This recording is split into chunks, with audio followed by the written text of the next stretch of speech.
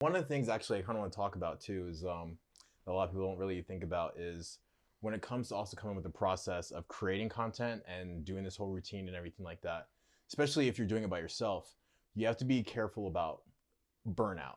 A lot of people when they are creating stuff, they are doing stuff every single day, right?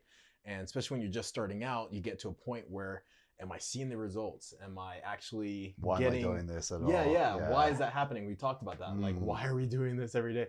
And the thing is, we have a big enough purpose to why we're doing it, whether it's the benefit we get out of helping other people, also obviously the financial gain out of this because you're working for yourself, you get time freedom, and then the creativity. It's fun to create cool things, to test yourself, to challenge yourself, to push yourself to different limits and stuff. But what happens when life happens and you lose clients and any of the videos you're doing just aren't hitting, or you messed up when, like you said, Mm. always check your microphone, you didn't check your microphone, I don't know if it's really working with you guys or not. It Yeah, could not be yeah. working. I actually was struggling with this for the last couple months. I'm going through like a little transition with what I want to start creating my content to be now. Mm. I've been testing some more cinematic style stuff instead of just my educational based, just looking at the camera and just telling you the facts, right? How to do this, how to do that. I want to play with more like we were talking about earlier before we really started this podcast, was just documenting your life. Once you kind of have your base, that's when you can take a lot of the different aspects of using lives and posts and images and play with all these different things that create different types of engagement. So it's a lot. What do you think about being consistent with your base? Like having like continuity with your base? What do Do you you mean think by continuity?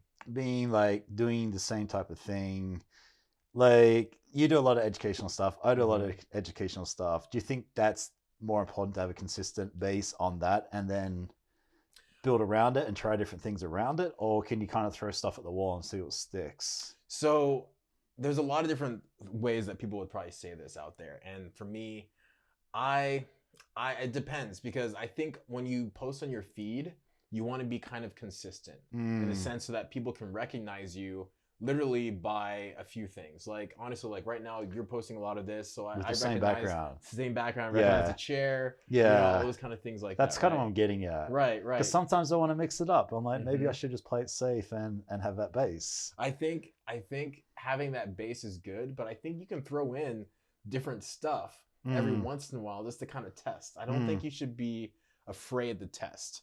And I think just because the algorithm is always changing, I feel like it knows when you're trying doing something else, it tests that with you and like it Yeah, throws it to different yeah. people, Which can be you good and know. bad. And then sometimes your normal people probably won't see your tests at Yeah, all, yeah.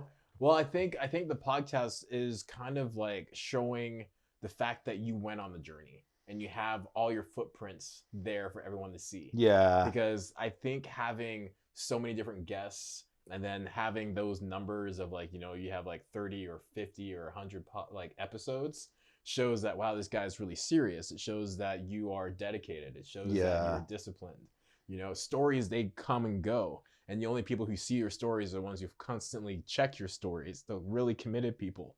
So a month from now, people are going to come and find you. They're going to see your podcast. They're not going to see the cool Yeah. stories you put out That's there. a good point. So I think it's good to do all of it. So I think for us, what a cool thing that you would do, like say you collaborate with someone such as Brendan or myself, and you created a live, you went on Instagram live, one of the easiest things you can do.